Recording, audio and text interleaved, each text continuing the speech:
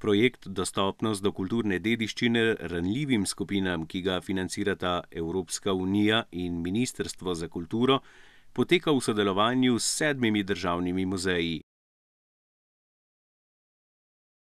Ti so si doslej že pridobili nekatere izkušnje na področju vključevanja ranljivih skupin v delo muzejev.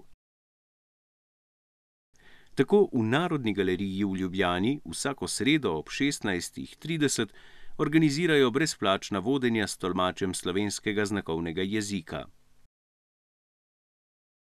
Narodna galerija si prizadeva za čim več vodstev s tolmači. Tako se trudimo, da bi bili naglušni ljudje in gluhi čim bolj obveščeni. Zato imamo Adremo, katero naša sodelavka, ki sodeluje tudi pri projektu Dostopnost, uporablja. Hkrati pa tudi so informacije dostopne na naši spletni strani.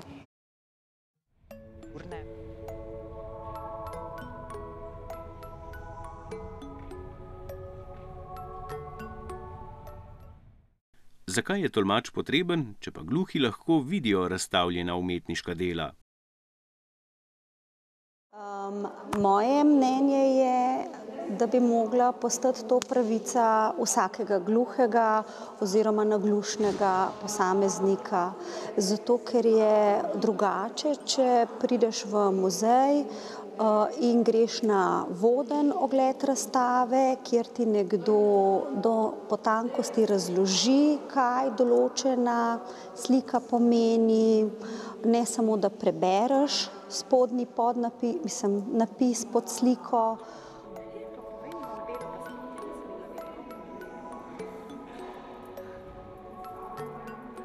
Zato je zelo pomembno, da je lahko prisoten tolmač, ki lahko razloži ozadje slike, ki lahko razloži mogoče tudi občutke tistega slikarja, tistega časa, ki lahko razloži, kaj pomeni tudi določena beseda, kaj je pomen naslova tiste slike.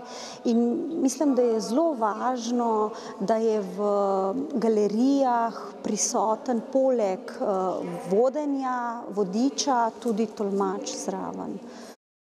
V Narodni galeriji si je med drugim možno ogledati kiparsko razstavo Umetnost za nove dni, ki vključuje tudi kipe, ki jih je izklesal gluhi akademski kipar Ivan Štrekelj.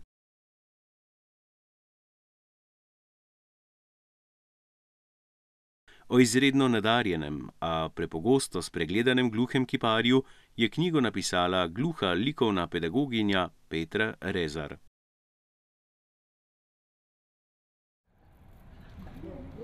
Meni osebno ta razstava veliko pomeni, zato ker prvič vidim njegove kipe. Prej sem videla samo fotografije in poslušala pripovedovanja ljudi, ki so ga poznali. Zdaj vidim kipe in sem brez besed. Šele sedaj vidim, kako velika je bila kvaliteta njegovih del. To pomeni tudi vrednost njegovih del je večja, kot sem si mislila glede fotografij.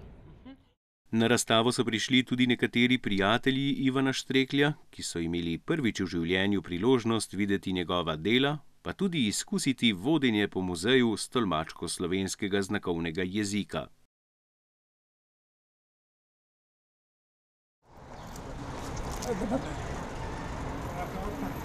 Dober občutek, je bil čudovit občutek, ko sem lahko opazoval sploh kiparska dela. Zame je to velika umetnost in s tolmačem, ki je razlagal, kaj to pomeni, da sem razumel bistvo, vsebino, zelo sem bil navdušen, seveda. Če tudi vas mika ogled Štrekljevih del, pohitite, saj bo razstava na ogled le še do 14. junija. Slepim obiskovalcem pa se Narodna galerija skuša približati s posebnimi tipnimi slikami, s pomočjo katerih lahko slepi otipajo različne materiale na sliki, začutijo naslikane tkanine in s pomočjo legende razločijo tudi barve.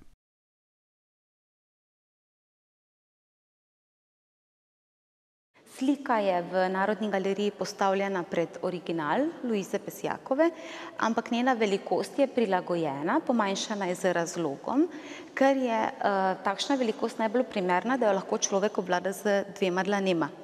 Tudi teksture, ki so na sliki, so skrbno izbrane in določene, ker smo po navodilih in tudi preizkušanju slike z slepimi osebami, ki smo jih skrbno upoštevali, dobili navodila, da je primerna količina tekstur 5 do 7. So se zbegali, kje se končajo lasje, pa začne zavesa. Ampak se so ful bolj intenzivni. Ja, zdaj so, ja. Ker oni imajo toliko občutljive te... Sti barvni, dovolj dobro razvidni se pojavi, ne? Ja. Najbolj smiselno v bistvu je za slepega človeka, da hkrati. Slika je opisana tudi v brajici in v zvočnem zapisu. Povečevalno steklo pomaga slabovidnim, da lažje preberejo opis slike. Pa kar če malo obrneš.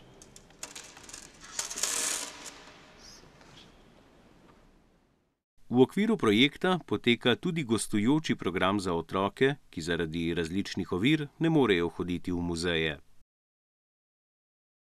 Torej, ta zibelka, taktilna sestavljanka je namenjena predvsem otrokom, ki ne morejo priti v muzeje. Torej, otrokom, ki so recimo v bolnišnici, v različnih šolah, zavodih, šole s posebnimi potrebami, ki so izven Ljubljane. To je gostujoči program, ki je v bistvu namenjen temu, da muzej pride k otrokom, da spoznajo na tak način kulturno dediščino, spoznajo ljudsko pravljico, v delavnici sestavijo to taktilno zibelko in potem iz kartona izdelamo tudi takšne majhne zibelke, ki jih otroci odnesejo domov.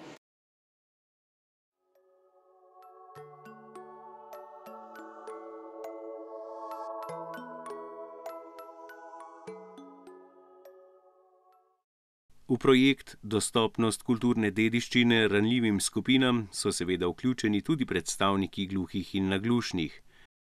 Tako je Tone Petrič, vodja programa kulture pri Zvezi društev gluhih in naglušnih Slovenije, na seminarju o dostopnosti muzejev širši javnosti predstavil potrebne prilagoditve za populacijo z okvaro sluha.